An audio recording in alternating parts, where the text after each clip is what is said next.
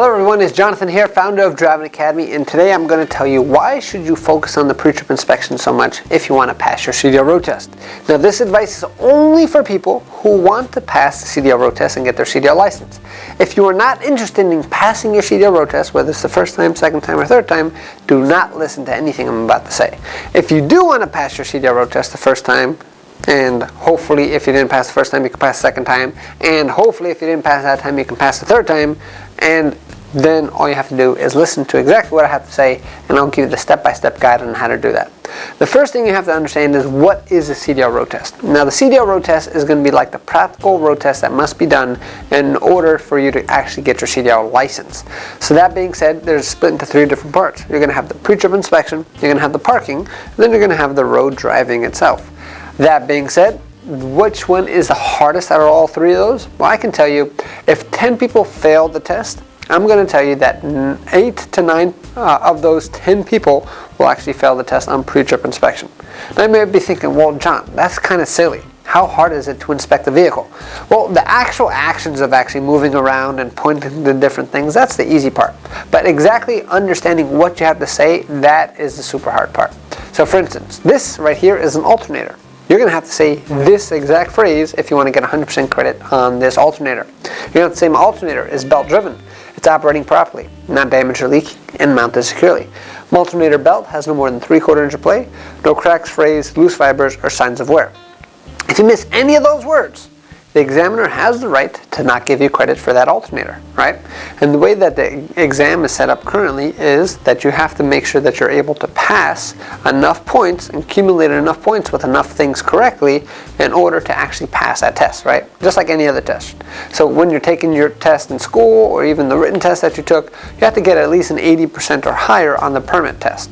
Same type of mindset when it comes to the actual pre-trip inspection. So the main thing that people understand is, like for instance in this alternator, many people will say, well, my alternator is good, everything's working correctly, everything looks good, the belt is tight, everything's good. Now it sounds logical, right? But if you use those words like I did just now, you're not going to get any credit for the alternator, which means that you have the potential of failing. If you go back to the brakes, yeah, my brakes are good, my slack adjusters are tight, my brake chambers are not leaking, things are okay, they're properly mounted and secure. My brake hoses are properly mounted and secure. There's no bumps or cuts on the brake hoses itself. If that's all you say, even though it sounds legit, it sounds right, that is not the correct thing to say. So for instance, on the brake chambers itself, my brake chambers have to be properly mounted and secure. The clamp cannot be missing, cannot have any damage or any leaks on the brake chambers itself. So if you don't mention, for instance, the clamp, then you don't get credit for the brake chamber. It sounds something completely ridiculous. We're not the ones that made up the test. We're just here to make sure that you can actually pass the test. So now I hope you fully understand what important the details are going to be, or how important the details are going to be in order for you to pass the pre-trip inspection, right? A lot of people who are coming to school, and the pre-trip inspection is the most boring part of the whole thing when it comes to studying, but it is going to be a very, very important part to pass. Because say you're an amazing parker, you can actually park the truck just as good as this guy right over here. Now, this guy over there, if he does not know how to do the pre-trip inspection, it doesn't matter how good he is at driving, he's going to be the best unlicensed driver out there. So it's going to be crazy to think about, but you can have the skill set that you just saw of that guy, and you will not get your license simply because you don't pass a pre-trip inspection. Now the other thing that we hear all the time is, John, I'll just study that stuff at home. I can just memorize a script. I'm going to call bullshit on that, because every time I've heard that from a student, we've trained over 5,000 students so far, that person never winds up passing the test, because at home there's too many distractions. Just think about it. There's Netflix, there's your honey, there's your kids, there's your wife, there's your husband, there's your dogs, there's life out there, right? So the reason why you're coming to school is to make sure that you give yourself a dedicated time, dedicated space to actually go through that process all in. So if you're a student at Driving Academy, or if you want to become one, we're probably the only school around that can actually guarantee that you get a license, and that's where we actually give you over 100 hours of training plus unlimited tries at the road test, which means you're going to keep going for the test until you pass at no extra cost to you. And all you need to get started is $500 down. We can work out a payment plan for the rest. The overall course is going to be anywhere from $5,000 to $10,000 depending on the package that you're looking for. And like I said, all you need is $500 down. We'll work on an interest-free payment plan for the rest.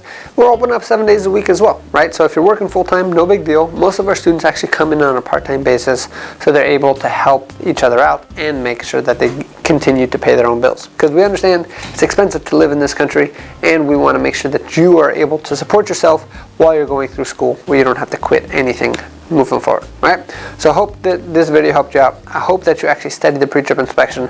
Do you have to get 100% on the pre-trip in order to pass? No, but we're going to train you as if you're trying to get 110% everything correctly, because during the test you're going to get nervous, right? So if you only study for 80% and that's what you need to pass, and then during the test you're going to get nervous and now you're going to drop down to 70%, that could be the difference between you passing and failing. So when you are training with us, we're going to be super strict on you, and you always want to train harder than what the test is like, because that means the test is going to be easy. And if you just follow our process, you'll be ready to rock and roll yourself as well. So hope to see you soon in a class one day, and I hope that you get yourself on the road to freedom by getting your CDL license. Thanks. Have a great day. Hey, thank you so much for watching this video. If you like it, make sure you hit that like button. Also, subscribe to our channel. It's really going to help us out. Click on that button. And if you want to continue yourself on your road to freedom, here's more videos to watch. There's endless amounts. Hopefully we get to see each other one day very soon. Thanks.